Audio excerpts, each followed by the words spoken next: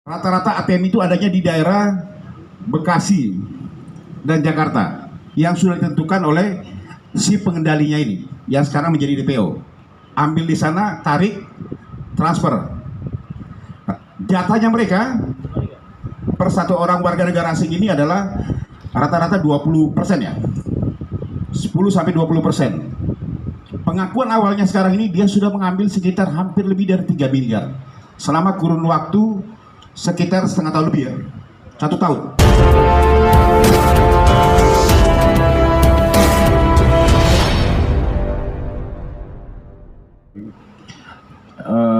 Yang saya hormati Pak Dirkrimsus Polda Metro Jaya, Kasubdit 4, Tipit Cyber Krimsus Polda Metro Jaya, Kanit dari Subdit 4, Tipit Cyber, rekan-rekan media. Siang ini saya akan menyampaikan satu pengungkapan kasus skimming yang dilakukan oleh 2 orang warga negara asing yang berhasil kita amankan dan 1 warga negara Indonesia. Ya, ini satu keberhasilan yang diungkap oleh teman-teman dari Tipit Cyber di Krimsus Polda Metro Jaya. Kejadiannya sekitar bulan September 2021 ini. Ya. Korbannya adalah salah satu bank BUMN. Ini berawal dari sekitar bulan September yang lalu. Ya. Terdapat beberapa nasabah dari salah satu bank BUMN yang menyanggah adanya transaksi di rekeningnya. Ya.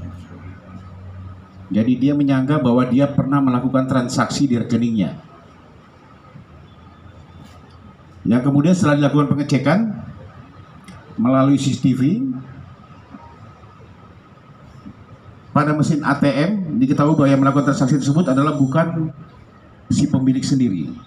Nah, inilah yang kemudian dilaporkan ke Polda Metro Jaya. Tim melakukan pendalaman penyelidikan, berhasil kita mengamankan ada 2 orang awalnya, 1 warga negara Rusia, yang 1 warga negara Belanda. Inisialnya adalah yang VK ini adalah warga negara Rusia. Kemudian yang kedua adalah saudara NG ini adalah warga negara Belanda. Yang ketiga saudara RW ini warga negara Indonesia. VK ini mengaku sudah 1 tahun berada di Indonesia. Kerja setiap harinya adalah dia ada guide tour ya. Guide tour yang biasa membawa turis-turis asing baik itu ke Bali maupun ke Jawa. Sementara saudara NG yang dari Belanda ini pengakuannya sudah 4 bulan lebih ada di Indonesia. Yang mengajak ke Indonesia ini adalah saudara VK. Ulang, yang mengajak ini awalnya adalah saudara VK. Ya. Jadi 3 orang kita amankan. Modusnya adalah yang bersangkutan ini menggunakan blank card. Nanti akan dijelaskan lebih dalam lagi. Karena yang kita amankan 3 orang ini adalah sindikat mereka sebenarnya, tetapi ini sindikat yang terakhirnya. Karena masih ada lagi sindikat di atasnya. Yang terakhir ini adalah ketiga orang ini adalah sindikat yang terakhirnya, yang tugasnya adalah mereka yang mengambil uang di ATM kemudian mentransfer dengan dipotong jatah buat yang bersangkutan berdasarkan perintah dari yang di atas. Ya, yang sekarang DPO dan sekarang kita masih kembangkan lagi. Jadi modusnya mereka menggunakan blank card ya yang sudah diisi data nasabah yang dia dapat dari link di atasnya melalui akun Tokyo 1880. Ini yang menjadi DPO ya, tapi kita sudah ketahui. Jadi dapat perintah dari nickname Tokyo 1880 ini, kemudian memerintahkan ketiga orang ini untuk melakukan tarik dan transfer, ya, tarik dan transfer.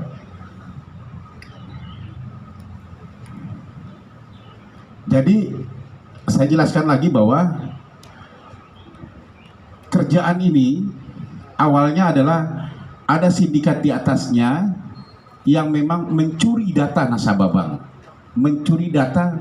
bank, menggunakan skimming yang ada. Dengan skimming itu ya, tip skimmer, ada alat yang dia pasang di ATM tersebut yang untuk mencuri data. Jadi setiap nasabah akan mengambil ATM dengan menggunakan kartunya, kemudian dengan tersendirinya dengan alat tersebut, data-data nasabah tersebut bisa dicuri, diduplikasi masuk ke dalam datanya mereka. Nah, dari data ini kemudian mereka mau transfer masuk ke dalam blank card namanya, atau kartu kosong. Nah, kemudian kartu kosong inilah yang kemudian diserahkan kepada ketiga. Ini blank cardnya, ya. Ini blank cardnya. Rata-rata ATM itu adanya di daerah Bekasi dan Jakarta yang sudah ditentukan oleh si pengendalinya ini, yang sekarang menjadi DPO. Ambil di sana, tarik, transfer. Jatahnya mereka per satu orang warga negara asing ini adalah rata-rata 20% ya, 10-20%. Pengakuan awalnya sekarang ini dia sudah mengambil sekitar hampir lebih dari 3 miliar selama kurun waktu sekitar setengah tahun lebih ya, 1 tahun ya. Jadi total semua yang diambilkan dari ketiga ini sudah ada sekitar ke rekening penampung setelah hasil pengecekan kita sekitar 17 miliar rupiah total semuanya. Ini dari akun rekening para nasabah-nasabah di salah satu bank BUMN yang ada di Indonesia. Ya. Ini yang dilakukan, sudah kita amankan beberapa barang bukti yang sudah kita amankan, termasuk saudara RW sendiri pada saat dilakukan penggeledahan. Kita temukan sekitar 950 lebih itu blank card yang ada. Karena dia juga tugasnya dua, saudara RW ini yang warga negara Indonesia, dia juga sebagai rekening penampung dan dia juga punya blank card sendiri, bekerja sama sendiri, ya, sebagai pengambil dan juga yang mentransfer. Berdasarkan seseorang yang sekarang jadi DPO yang dia kenal di Salemba pada saat itu, karena dia adalah residivis kasus narkoba, berkenalan dengan inisialnya A. Inilah yang mengendalikan dia untuk warga negara Indonesia sendiri. Ya, sekarang kita lakukan pengejaran, kita sudah tahu identitasnya. Ya. Pengakuannya sudah hampir sekitar 5 bulan dia sebagai penampung atau rekening penampung dan juga bekerja sebagai penarik dan juga pentransfer. Jelas ya? Jadi ini adalah layer yang di bawah, masih ada layer yang di atas lagi. Bahkan yang paling top ini, tersangka ini adanya di luar negeri. Yang sekarang kita sudah tahu identitasnya. Ya, ini mungkin awal dari saya teman-teman semuanya. Ini kita persangkakan di pasal pertama di pasal 30. Di pasal 30 ya, ayat 2 Undang-Undang ITE, kemudian di pasal 46 ancamannya 7 tahun penjara, kemudian pasal 32 pasal 48 ancaman 9 tahun penjara, juga di pasal 36 dan pasal 34 itu pasal 51. Ini kita akan lapis dari beberapa pasal yang ada di dalam Undang-Undang ITE dan juga di pasal 363 KUHP dan juga pasal 263 KUHP. Ya. Ini yang sementara bisa saya sampaikan. Mungkin ada yang mau dijelaskan? Oke, yang mau ditanyakan silakan. Pak, terkait dengan metode skimming ini kan bukan pertama kali. Daripada komplotan ini gimana Pak? Titik-titik ATM yang biasa dia taruh alat skimming itu? Tolong kasih mic-nya. Pak, ini kalau ngomong halus kan? Iya Pak, izin Pak. Metode skimming ini kan bukan pertama kali Pak. Beberapa waktu lalu bahkan Bank BRI pernah jadi korban, Bank BRI juga pernah jadi korban. Untuk sindikat ini, di mana titik-titik daripada komplotan ini untuk menaruh alat skimming itu, apakah di ATM pom bensin atau di ATM Indomaret, minimarket atau di mana Pak? Itu yang pertama. Yang kedua terkait dengan tadi Bapak sebutkan bahwa di antara mereka itu tidak saling mengenal, Pak. Hanya si RW kalau nggak salah yang dari Indo yang mengenal langsung dengan atasan ini. Nah, apa sih Pak yang pertama kali yang bagaimana si antara si RW sama si A ini, RW sama si A ini yang di atas ini bisa mempercayakan langsung bahwa si RW ini bisa untuk diajak bekerja sama, sedangkan pelaku utamanya kan sebenarnya di luar negeri Pak. Terima kasih rekan-rekan sekalian. Yang pertama pertanyaannya adalah kira-kira di ATM di mana saja yang sekarang ini mereka melakukan kegiatan meletakkan deep skimmer ini.